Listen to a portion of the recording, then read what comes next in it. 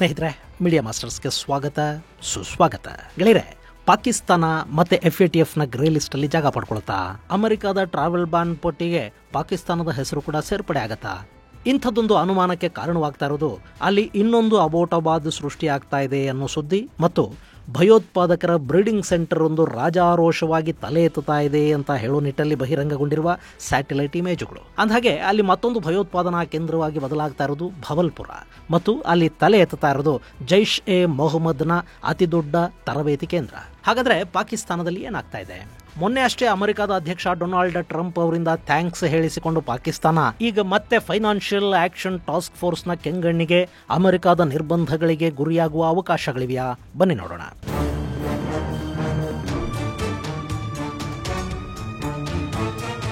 ಗೆಳೆಯರೆ, ಮೊನ್ನೆ ಅಮೆರಿಕದ ಸಂಸತ್ತನ್ನು ಉದ್ದೇಶಿಸಿ ಮಾತನಾಡೋ ಸಂದರ್ಭದಲ್ಲಿ ಅಧ್ಯಕ್ಷ ಡೊನಾಲ್ಡ್ ಟ್ರಂಪ್ ಪಾಕಿಸ್ತಾನಕ್ಕೆ ಥ್ಯಾಂಕ್ಸ್ ಹೇಳಿದ್ರು. ಅದಕ್ಕೆ ಕಾರಣ ಮೊಹಮ್ಮದ್ ಶರೀಫುಲ್ಲಾ ಅನ್ನೋ ಉಗ್ರನ ಬಂಧನ. 2021ರಲ್ಲಿ ಅಮೆರಿಕದ ಪಡೆಗಳು ಆಫ್ಘನಿಸ್ತಾನದಿಂದ ಎದ್ದು ಹೋಗಿ ಆಫ್ಘನಿಸ್ತಾನವನ್ನ ತಾಲಿಬಾನಿ ಪಡೆಗಳು ಆಕ್ರಮಿಸಿಕೊಂಡ್ವಲ್ಲ, ಆ ಸಂದರ್ಭದಲ್ಲಿ ಕಾಬೂಲ್ ಏರ್ಪೋರ್ಟ್ ಮೇಲೊಂದು ಬಾಂಬ್ ದಾಳಿ ನಡೀತು. ಅದನ್ನು ಮಾಡಿದ್ದು ಐಸಿಸ್ ಹಾಗೂ ಅದರ ಹಿಂದಿದ್ದವನು ಮೊಹಮ್ಮದ್ ಶರೀಫುಲ್ಲಾ. ಅವನು ಪಾಕಿಸ್ತಾನದಲ್ಲಿ ಅಡಗಿ ಕೂತಿದ್ದ. CIA ಕೊಟ್ಟ ಮಾಹಿತಿಯ ಮೇರೆಗೆ ಪಾಕಿಸ್ತಾನದಲ್ಲಿ ಈ ಮೊಹಮ್ಮದ್ ನನ್ನ ಬಂಧಿಸಲಾಯಿತು. ಅವನನ್ನೀಗ ಅಮೆರಿಕಾಗೆ ಹಸ್ತಾಂತರ ಕೂಡ ಮಾಡ್ತಾರೆ. ಅಮೆರಿಕಾಗೆ ಬೇಕಾಗಿದ್ದ ಉಗ್ರನೊಬ್ಬನನ್ನ ಬಂಧಿಸೋದಕ್ಕೆ ಸಹಾಯ ಮಾಡಿದ ಪಾಕಿಸ್ತಾನಕ್ಕೆ ಅಮೆರಿಕದ ಅಧ್ಯಕ್ಷರು ಒಂದು ಥ್ಯಾಂಕ್ಸ್ ಕೂಡ ಹೇಳಿದ್ರು. ಹಾಗಂತ ಅಮೆರಿಕಾಗೆ ಪಾಕಿಸ್ತಾನದ ಬಗ್ಗೆ ವಿಶೇಷವಾದ ಪ್ರೀತಿ ಇದೆ ಅಂತೇನಲ್ಲ. ಮಾರ್ಚ್ ತಿಂಗಳ ಅಂತ್ಯಕ್ಕೆ ಅವರು ನಾನಾ ದೇಶಗಳ ಮೇಲೆ ಟ್ರಾವೆಲ್ ಬ್ಯಾನ್ ವಿಧಿಸುವ ಬಗ್ಗೆ ಒಂದು ಪಟ್ಟಿಯನ್ನ ಸಿದ್ಧಪಡಿಸ್ತಾ ಇದ್ದಾರೆ. ಅದರಲ್ಲಿ ಪಾಕಿಸ್ತಾನ ಹಾಗೂ ಆಫ್ಘನಿಸ್ತಾನಗಳ ಹೆಸರಿದ್ರೆ ಆಶ್ಚರ್ಯ ಪಡಬೇಕಾಗಿಲ್ಲ. ಹೀಗೊಂದು ಟ್ರಾವೆಲ್ ಬ್ಯಾನ್ ಬಿದ್ರೆ ಪಾಕಿಸ್ತಾನದ ಜನ ಅಮೆರಿಕ ಪ್ರವೇಶ ಮಾಡೋದು ಕಷ್ಟ ಆಗುತ್ತೆ, ವೀಸಾಗಳು ಸಿಗೋದಿಲ್ಲ. ಈ ಹಿಂದೆ Iran, Iraq, Libya, Somalia, Sudan, Syria ಮತ್ತು ಯಮನ್ಗಳ ಮೇಲೆ ಟ್ರಂಪ್ ತಮ್ಮ ಆಡಳಿತದ ಮೊದಲ ಅವಧಿಯಲ್ಲೇ ಟ್ರಾವೆಲ್ ಬ್ಯಾನ್ ಅನ್ನು ಹೇರಿದ್ರು.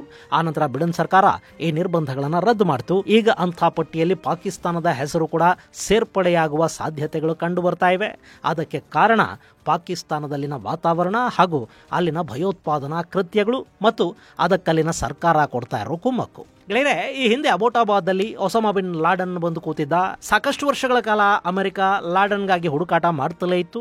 ಅವ್ರ ಜೊತೆ ಪಾಕಿಸ್ತಾನ ಕೂಡ ಆ ಹುಡುಕಾಟಕ್ಕೆ ಕೈ ಜೋಡಿಸ್ತು. ಅಮೆರಿಕದ ದಿಕ್ಕು ತಪ್ಪಿಸೋ ನಿಟ್ಟಲ್ಲಿ ಅವರು ಎಲ್ಲ ಕಡೆ ಲಾಡನ್ ಅನ್ನ ಹುಡುಕುವ ನಾಟಕ ಆಡ್ತಾ ಹೋದ್ರು. ಆದ್ರೆ ಲಾಡನ್ ಅಬೋಟಾಬಾದ್ನ ಸೇಫ್ ಹೌಸ್ ಅಲ್ಲಿ ಸಂಸಾರ ಮಾಡ್ಕೊಂಡು ಖುಷಿಯಾಗಿದ್ದ. ಆನಂತರ ವಿಷಯ ಗೊತ್ತಾಗಿ ಅಮೆರಿಕ ವಿಶೇಷ ಕಾರ್ಯಾಚರಣೆಯನ್ನು ಮಾಡ್ತು ಮತ್ತು ಲಾಡನ್ ಅನ್ನ ಕೊಂದು ಹಾಕ್ತು. ಈಗ ಅದೇ ರೀತಿಯ ಮತ್ತೊಂದು ಅಬೋಟಾಬಾದ್ ಆಗಿ ಭವಲ್ಪುರ ಸಿದ್ಧವಾಗ್ತಾ ಇದೆ ಅನ್ನೋ ವರದಿಗಳು ಬರ್ತಾ ಇವೆ. ಇಲ್ಲಿ ತನ್ನ ನೆಲೆಯನ್ನ ವಿಸ್ತರಿಸಿಕೊಳ್ತಾ ಇರೋದು ಲಷ್ಕರ್ ಎ ತೈಬಾ ಅನ್ನೋ ಉಗ್ರ ಸಂಘಟನೆ.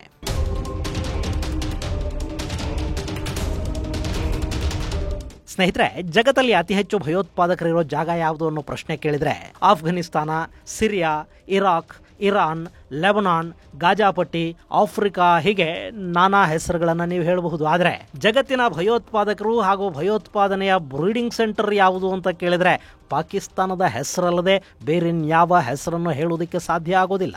ಆ ನೆಲದಲ್ಲಿ ಯಾರಿಲ್ಲ ಹೇಳಿ? ತಾಲಿಬಾನಿಗಳಿದ್ದಾರೆ, ಐಸಿಸ್ ಇದೆ, ETIM ಇದೆ. ಇವು ಸಾಲದು ಅನ್ನೋ ಹಾಗೆ ಜೈಷ್ ಅಲ್ ಖೈದಾ, ಜೈಷ್ ಅಲ್ ಅದಲ್, ಅಲ್ ಬದರ್ ಮುಜಾಹಿದೀನ್, ಅಲ್ ಬದರ್ ಮುಜಾಹಿದೀನ್, ಹರ್ಕತುಲ್ ಮುಜಾಹಿದೀನ್, ಲಷ್ಕರ್ ಇ ಉಮರ್, ಲಷ್ಕರ್ ಎ ತೈಬಾ, ಜೈಷ್ ಇ ಮೊಹಮ್ಮದ್, ಹೀಗೆ ಪಟ್ಟಿ ಮಾಡ್ತಾ ಹೋದ್ರೆ ಇದು ಒಂದು ಕಾಲಕ್ಕೆ ಮುಗಿಯುವಂಥದ್ದಲ್ಲ. ಒಂದು ಉಗ್ರ ಸಂಘಟನೆಯನ್ನ ಮಟ್ಟ ಹಾಕೋದಿಕ್ಕೆ ಪಾಕಿಸ್ತಾನ ಇನ್ನೂ ಒಂದು ಉಗ್ರ ಸಂಘಟನೆಯನ್ನು ಹುಟ್ಟಾಕತ್ತೆ. ಅಲ್ಲಿನ ಆಡಳಿತಾಧಿಕಾರಿಗಳು, ಸೇನಾ ಮುಖ್ಯಸ್ಥರು, ಪ್ರಧಾನಿಗಳು, ಮಂತ್ರಿಗಳು ಎಲ್ಲರೂ ತಮ್ಮ ತಮ್ಮ ಅಧಿಕಾರ, ಆಡಳಿತವನ್ನು ಗಟ್ಟಿ ಮಾಡ್ಕೊಳ್ಳೋದಿಕ್ಕೆ ಮತೀಯ ಸಂಘಟನೆಗಳು, ಕಠಮುಲ್ಲಾಗಳ ಬೆಂಬಲವನ್ನು ತಗೋತಾ ಹೋಗ್ತಾರೆ. ಜನರ ದಿಕ್ಕು ತಪ್ಪಿಸೋದಿಕ್ಕೆ ಅಲ್ಲಿ ಮತವನ್ನ, ಮತಾಂಧತೆಯನ್ನ ಬಳಸಿಕೊಳ್ಳಲಾಗತ್ತೆ. ಹೀಗಾಗಿ ಪಾಕಿಸ್ತಾನದಲ್ಲಿ ಸಣ್ಣ ಮಗುವಿನ ಬಾಯಲ್ಲಿ ಕೂಡ ಜಿಹಾದು, ಜನ್ನತ್ತು, ಹೂರು, ಬಾಂಬು ಇವೇ ಮಾತುಗಳು ಕೇಳಿ ಬರುವುದು. ಇನ್ನು ಅಲ್ಲಿರೋ ಉಗ್ರ ಸಂಘಟನೆಗಳು ಸಾಲ್ವು ಅನ್ನೋ ಹಾಗೆ ಹಮಾಸ್ ಉಗ್ರರಿಗೆ, ಇನ್ನು ಬೇರೆ ಬೇರೆ ದೇಶಗಳ ಉಗ್ರ ಸಂಘಟನೆಗಳಿಗೆ ಕೂಡ ಪಾಕಿಸ್ತಾನದ ISI ತನ್ನ ಸೇನೆಯ ಮೂಲಕ ತರಬೇತಿಯನ್ನು ಕೊಡಿಸುತ್ತೆ. ಹೀಗಾಗಿನೇ ಪಾಕಿಸ್ತಾನವನ್ನ ಉಗ್ರರ ಬ್ರೀಡಿಂಗ್ ಸೆಂಟರ್ ಅಂತ ಕರೆಯೋದು. ಇನ್ನು ಇಡೀ ಜಗತ್ತಲ್ಲಿ ಅತಿ ಹೆಚ್ಚು ಭಯೋತ್ಪಾದಕ ಕೃತ್ಯಗಳು ನಡೆಯೋ ದೇಶಗಳನ್ನು ಪಟ್ಟಿ ಮಾಡಿದರೆ ಅದರಲ್ಲಿ ಪಾಕಿಸ್ತಾನಕ್ಕೆ ಸಿಗೋದು 4ನೇ ಸ್ಥಾನ. ಮೊದಲನೇ ಸ್ಥಾನದಲ್ಲಿ ಬುರ್ಕಿನೋ ಫಾಸೋ ಇದೆ, 2ನೇ ಸ್ಥಾನದಲ್ಲಿ ಇಸ್ರೇಲ್ ಇದೆ, 3ನೇ ಸ್ಥಾನದಲ್ಲಿ ಮಾಲಿ ಇದ್ರೆ 4ನೇ ಸ್ಥಾನ ಪಾಕಿಸ್ತಾನಕ್ಕೆ ಸಿಗುತ್ತೆ. ಇಲ್ಲಿ ಕೆಲ ದೇಶಗಳು ಭಯೋತ್ಪಾದನೆಯಿಂದ ಸಂತ್ರಸ್ತ ದೇಶಗಳಾಗಿದ್ರೆ ಪಾಕಿಸ್ತಾನ, ತಾನೇ ಮಾಡಿಕೊಂಡ ಕರ್ಮದ ಫಲವನ್ನು ತಾನು ಉಣ್ತಾ ಇದೆ. ಅಲ್ಲಿ ಅತಿ ಹೆಚ್ಚು ಉಗ್ರ ಸಂಘಟನೆಗಳಿವೆ. ಅವುಗಳನ್ನು ನಿಯಂತ್ರಿಸುವ ನಿಟ್ಟಲ್ಲಿ ಪಾಕಿಗಳು ಪರಿಣಾಮಕಾರಿಯಾಗಿ ಕೆಲಸ ಮಾಡ್ತಾ ಇಲ್ಲ ಮತ್ತು ಸರ್ಕಾರಿ ಪ್ರಾಯೋಜಿತ ಉಗ್ರವಾದ ಕೂಡ ಅಲ್ಲಿದೆ ಅನ್ನೋ ಕಾರಣಕ್ಕೆ ಈ ಹಿಂದೆ ಜಾಗತಿಕ ಹಣಕಾಸು ನಿಗಾ ಸಂಸ್ಥೆ FATF ಪಾಕಿಸ್ತಾನವನ್ನ ಕೆಲ ವರ್ಷಗಳ ಕಾಲ ಗ್ರೇ ಲಿಸ್ಟ್ ಅಲ್ಲಿ ಇಟ್ಟಿತ್ತು. ಯಾವುದೇ ದೇಶ FATFನ ಗ್ರೇ ಲಿಸ್ಟ್ ಅಥವಾ ಬ್ಲಾಕ್ ಲಿಸ್ಟ್ ಅನ್ನು ಸೇರಿದ್ರೆ ಆ ದೇಶಕ್ಕೆ ಅಂತಾರಾಷ್ಟ್ರೀಯವಾಗಿ ಸಿಗಬಹುದಾದ ಸಾಕಷ್ಟು ನೆರವುಗಳು ನಿಂತು ಹೋಗುತ್ತವೆ, ಹೂಡಿಕೆಗಳು ಹರಿದು ಬರುವುದಿಲ್ಲ. ಪಾಕ್ಗೂ ಹಾಗೆ ಆಯಿತು.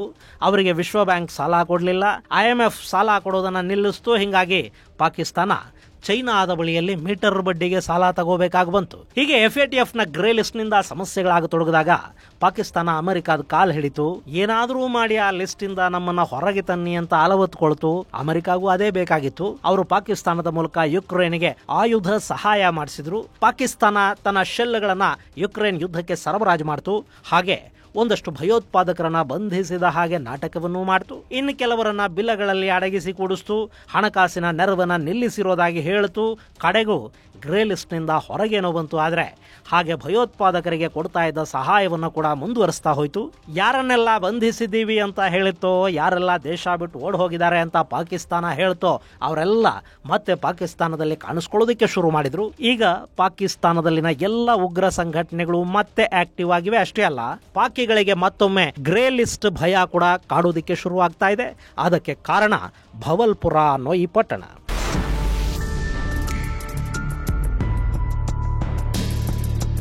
ಗೆಳೆಯರೆ, ನೀವಿಲ್ಲಿ ಮ್ಯಾಪಲ್ಲಿ ನೋಡ್ತಾ ಇದ್ದೀರಲ್ಲ, ಇದು ಭವಲ್ಪುರ. ಪಾಕಿಸ್ತಾನದ ಪಂಜಾಬ್ ಪ್ರಾಂತದಲ್ಲಿ ಈ ಭವಲ್ಪುರ ಇದೆ. ಸಿಂಧೂ ನದಿ ನಾಗರಿಕತೆಯ ಕುರುಹುಗಳು ಸಿಕ್ಕಿದ್ದ ಪ್ರದೇಶ ಇದು.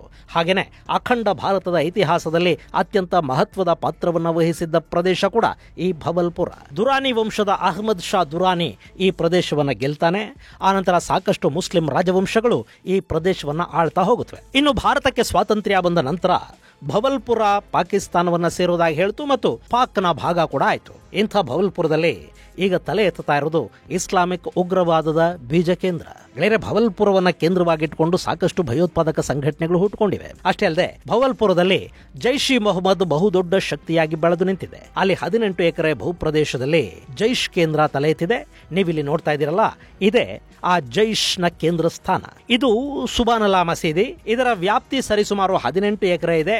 ಅಲ್ಲಿ ಮಸೀದಿ ಇದೆ, ಮದರಸಾ ಇದೆ, ವಸತಿ ಗೃಹಗಳಿವೆ. ಅಲ್ಲಿಗೆ ಬೇರೆ ಬೇರೆ ಕಡೆಗಳಿಂದ ಬರೋ ಮುಲ್ಲಾಗಳಿಗೆ ಉಗ್ರ ಇಸ್ಲಾಂ ಬಗ್ಗೆ ತರಬೇತಿ ಕೊಡೋದಕ್ಕೆ ಟ್ರೈನಿಂಗ್ ಸೆಂಟರ್ಗಳಿವೆ. ಈ ಬಗ್ಗೆ ಮ್ಯಾಕ್ಸರ್ ಟೆಕ್ನಾಲಜಿ ಬಿಡುಗಡೆ ಮಾಡಿರುವ ಫೋಟೋಗಳಲ್ಲಿ ಸ್ಪಷ್ಟವಾಗಿ ನೋಡೋದಕ್ಕೆ ಕೂಡ ಸಾಧ್ಯ ಆಗ್ತಾ ಇದೆ. ಇನ್ನು ಈ ಸ್ಯಾಟಲೈಟ್ ಇಮೇಜ್ ಅನ್ನ ಗಮನಿಸಿ ನೋಡಿದಾಗ ಇಲ್ಲಿ ಮಸೀದಿಯ ಸುತ್ತ ಇದ್ದ ಜಾಗದಲ್ಲಿ ಹಾಸ್ಟೆಲ್ಗಳು, ವಸತಿ ನಿಲಯಗಳು ನಿರ್ಮಾಣ ಆಗಿರೋದು ಕಾಣಿಸುತ್ತೆ. ಇದೇ ಜಾಗದಲ್ಲಿ ಮತ್ತೊಂದು ಹೊಸ ಮಸೀದಿಯನ್ನ ಕೂಡ ಕಟ್ಟಿದ್ದಾರೆ. ಇನ್ನು ಕಾಂಪೌಂಡ್ ನ ಒಳಗೆ ಅಪರಿಚಿತರು ಬರಬಾರದು ಅನ್ನೋ ನಿಟ್ಟಲ್ಲಿ ಸೆಕ್ಯೂರಿಟಿ ಅರೇಂಜ್ಮೆಂಟ್ಸ್ ಕೂಡ ತುಂಬಾ ಗಟ್ಟಿಯಾಗಿವೆ. ಗೇಟ್ ಬಳಿಯಲ್ಲಿ ಭದ್ರತಾ ಕಟ್ಟಡ ಇದೆ. ಏರಿಯಲ್ ಪ್ಯಾಟ್ರೋಲಿಂಗ್ ಗೆ ಟವರ್ ಗಳನ್ನ ನಿರ್ಮಾಣ ಮಾಡಿದ್ದಾರೆ.